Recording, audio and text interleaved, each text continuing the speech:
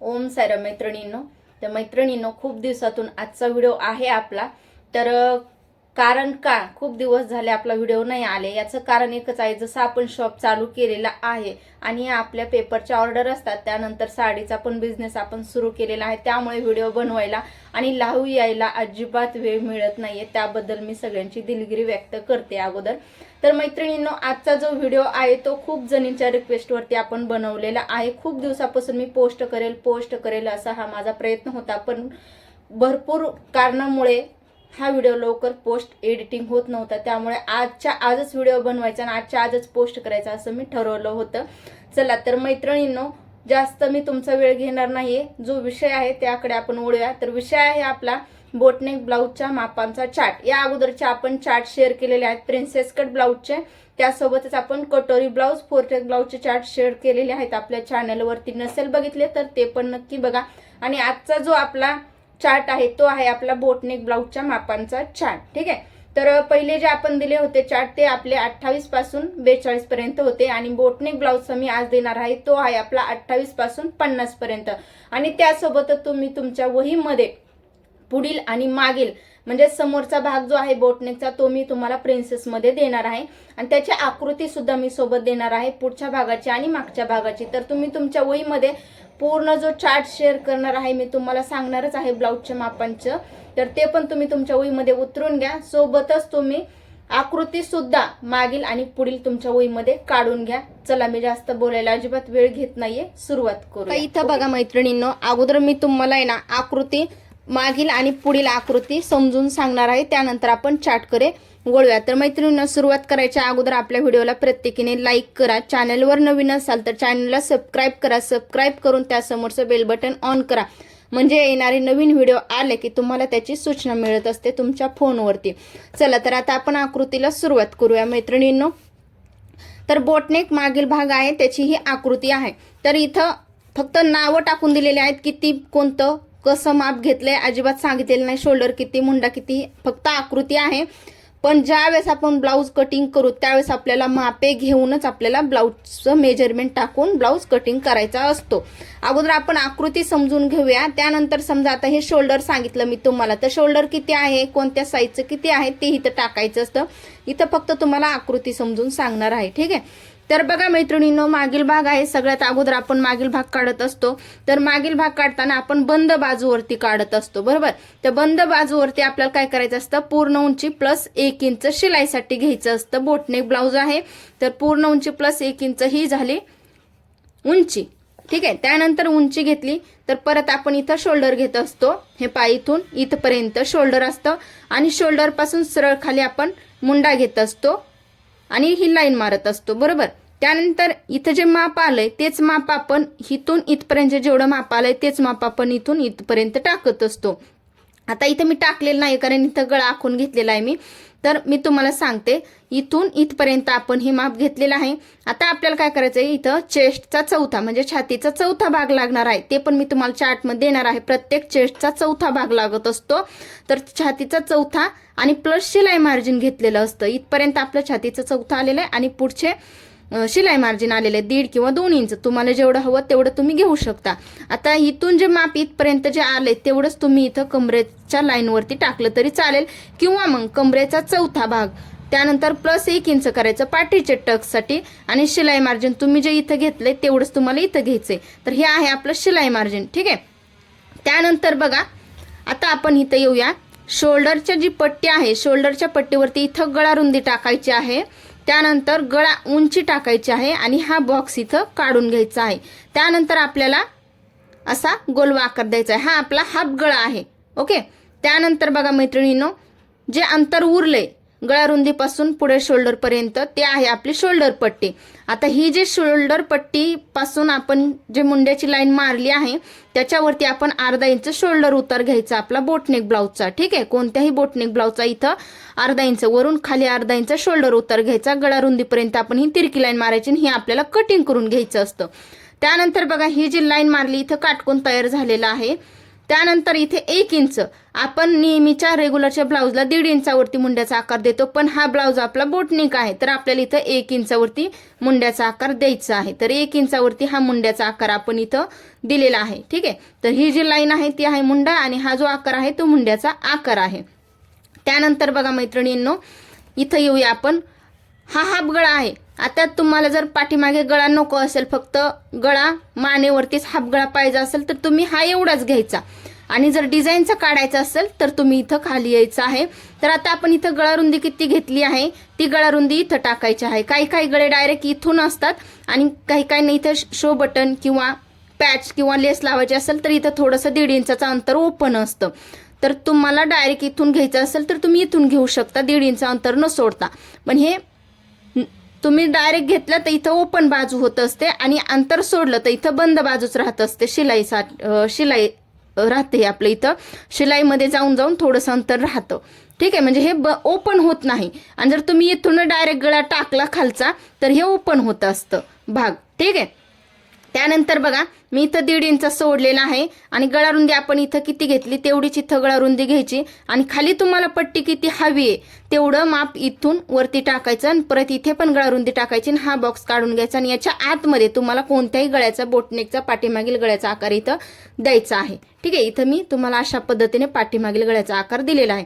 त्यानंतर जी कंबरेची लाईन आहे तिथं आपल्याला पाठीचे टक्स टाकायचे आहेत. हे पाय इथून इथपर्यंत आणि या बाजूला 1/2 इंच, या बाजूला 1/2 इंच. जे तुम्ही इथून इथपर्यंत घेतलंय तेच वरती घ्यायचं आणि हे अर्धा इंचपर्यंत असं क्रॉस. हे तर सिंपलच आहे, नेहमीच्या ब्लाऊजला असतं बरोबर.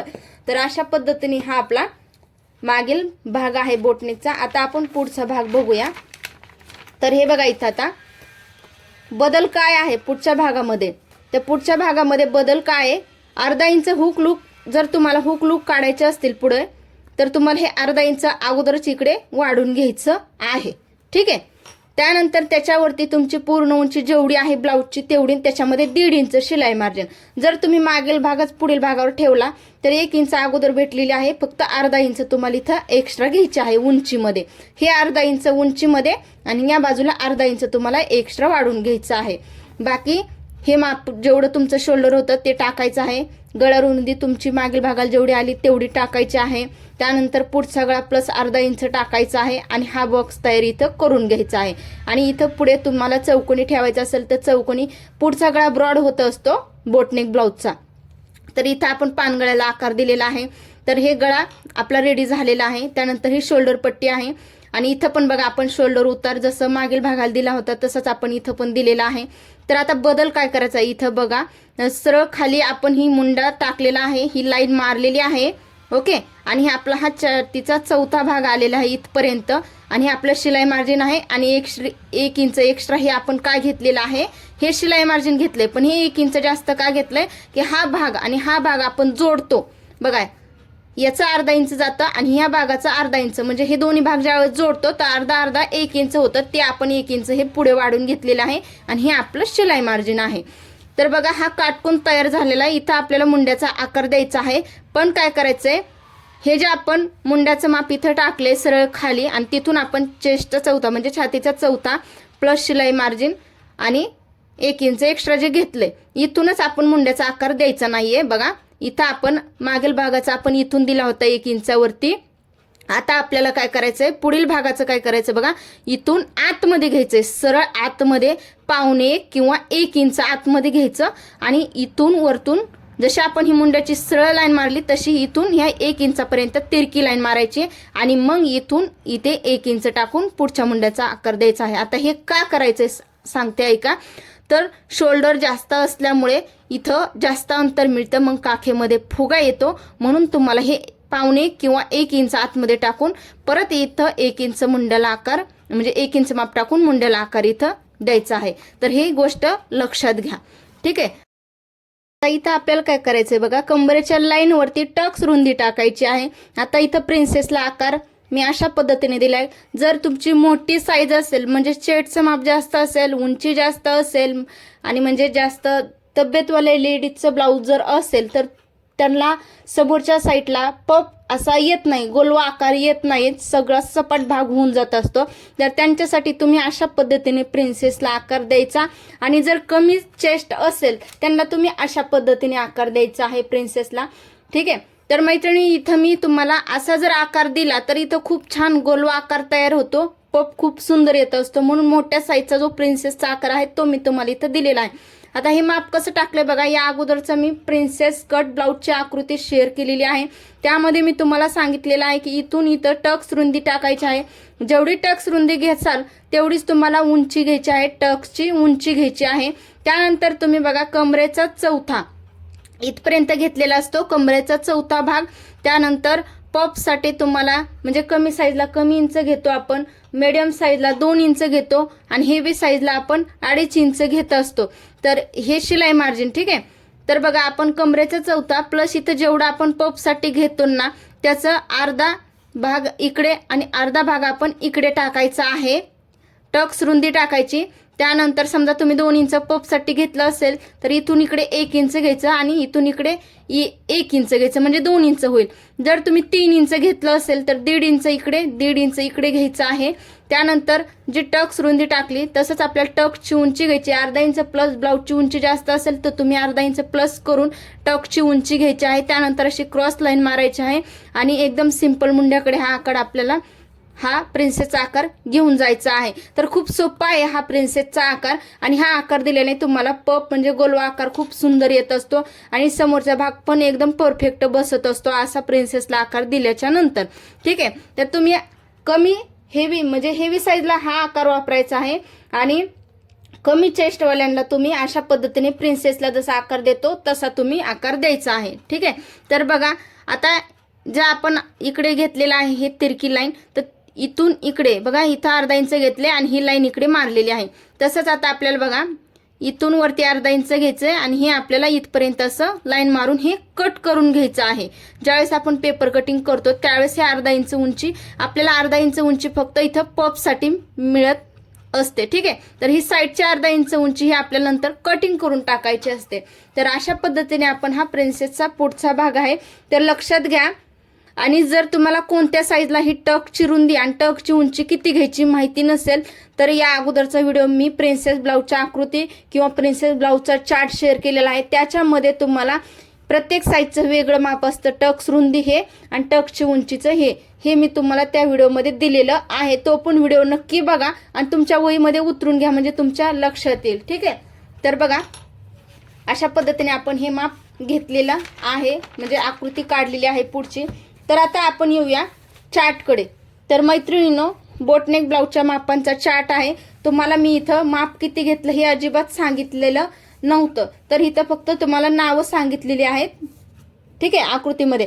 आता मी तुम्हाला कोणत्या साईजला तुम्ही ब्लाऊज मेजरमेंटसाठी ब्लाऊज आला त्यावरून तुम्ही फक्त छेडचं माप काढलं आणि त्यानंतर उंचीचं माप जरी काढलं आणि बाकीची माप ह्या चार्टनुसार घेतली तरी ब्लाऊज एकदम परफेक्ट येणार आहे.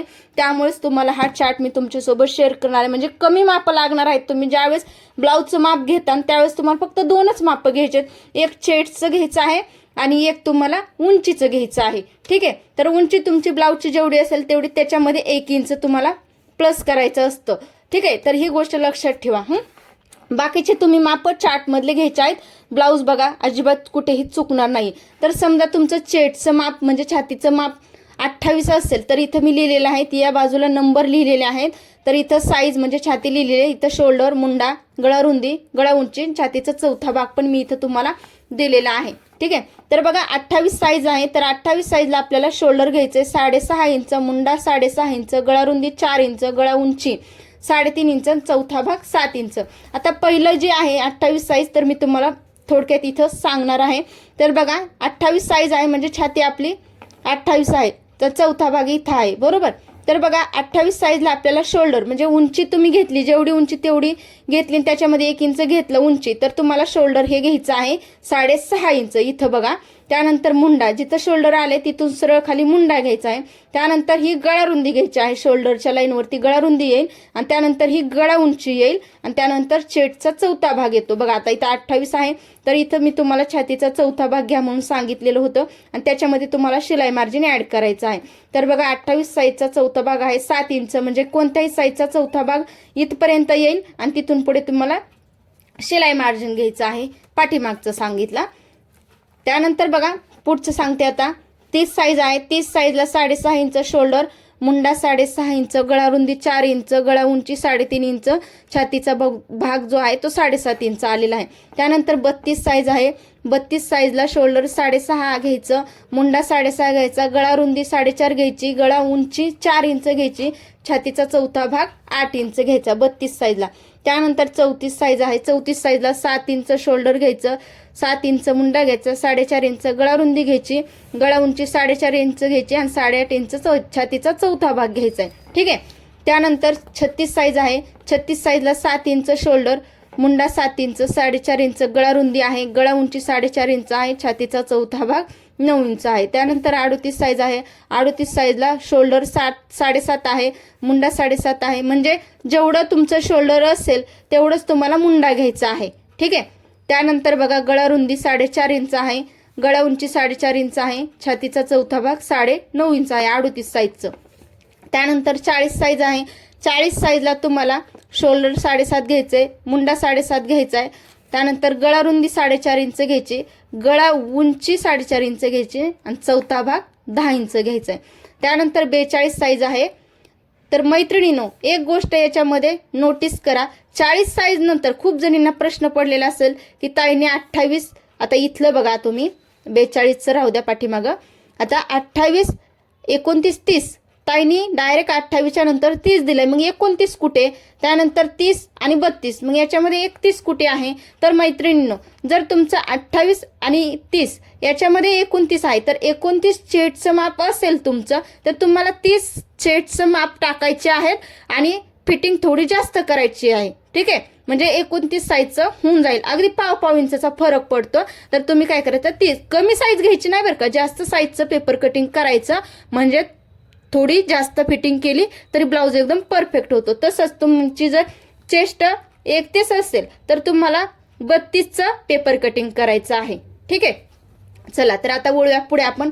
42 साईज आहे, 42 साईजला शोल्डर 8 इंच आहे, मुंडा 8 इंच आहे, गळा रुंदी 5 इंच आहे, गळा उंची 4.5 इंच आहे, 10.5 इंच छातीचा चौथा भाग आहे. त्यानंतर 44 साईज आहे, 44 साईजला शोल्डर 8 आहे, मुंडा 8 आहे, गळा रुंदी 5 आहे, 4.5 इंच गळा उंची आहे, 11 इंच छातीचा चौथा भाग आहे. त्यानंतर 46 साईज आहे, 46 साईजला 8.25 इंच आपण इथं शोल्डर घेतलेला आहे, 8 इंच मुंडा घेतलेला आहे, 5.5 इंच आपण गळा रुंदी घेतली, 4.5 इंच गळा उंची घेतली, 11.5 इंच आपण छातीचा चौथा भाग घेतलाय. 48 साईज आहे, 48 साईजला आपण 8.5 इंच शोल्डर घेतलं, 8 इंच मुंडा घेतला, 5.5 इंच गळा रुंदी घेतली, त्यानंतर 4.5 इंच गळा उंची घेतली, 12 इंच छातीचा चौथा भाग घेतलाय. त्यानंतर 50 साईज आहे, म्हणजे लास्टची साईज आहे आपली. 42 पर्यंत जास्त ब्लाऊज असतात, 42च्या पुढे जास्त ब्लाऊज नसतातच. ठीक आहे. तरी पण मी तुम्हाला इथं माप शेअर केलेली आहेत. तर 50 साईज आहे, 50 साईजला शोल्डर 8.5 घेतलंय, मुंडा 8 घेतलाय, गळा रुंदी 6 घेतली, गळा उंची 5 घेतली, छातीचा चौथा भाग 12.5 इंच घेतलेला आहे. तर अशा पद्धतीने आपण ब्लाऊजचे जे बोटनेक ब्लाऊजची मेजरमेंट म्हणजे लागतात आपल्याला बोटनेक ब्लाऊजला, ते आपण इथं घेतलेले आहेत. तर हा चार्ट तुम्ही तुमच्या वहीमध्ये उतरून घ्या, म्हणजे कधीही तुम्ही डोळे झाकून सुद्धा बोटनेक ब्लाऊज कटिंग करू शकता. अगदी 2 माप घ्यायचे ब्लाऊजच्या मापावरून आणि बाकीचे माप तुम्ही ह्या चार्टमधले घेऊ शकता आणि ब्लाऊज कटिंग करू शकता. तर मला वाटतं आकृती मागील पुढील आणि ब्लाऊजचा चार्ट तुम्हाला लक्षात आला असेल. तर मैत्रिणींनो, असे छान छान व्हिडिओ बघण्यासाठी आपल्या चॅनलला सबस्क्राईब